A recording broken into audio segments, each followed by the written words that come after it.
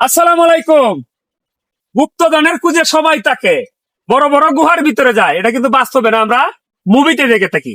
আমার পিছনে আজকে গুপ্তধন নিয়ে দাঁড়াইছি, একটু ভিতরে আসা যাক। এর ভিতরে কি আছে আজকে আপনাদের সাথে শেয়ার করব।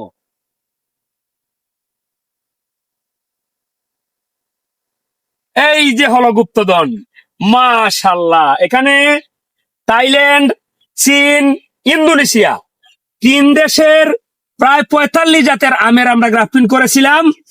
আজকে কথা হলো, গ্রাফটিং এর ভিডিও গুলা সবাই শেয়ার করেন এবং এটাকে ভাইরাল করে দেন।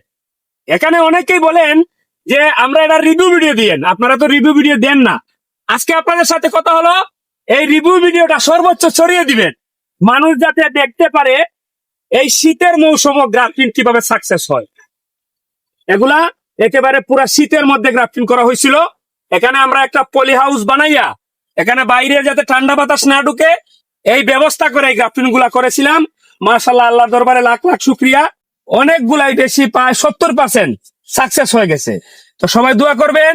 এই গাছগুলো আমরা আপাতত কাউকে দেব না, এই গাছগুলো আমরা আগে মাদার করব, ফলকে টেস্ট করে তারপরে আপনাদের হাতে তুলে দেব। সবাই ভালো থাকবেন, আল্লাহ হাফেজ।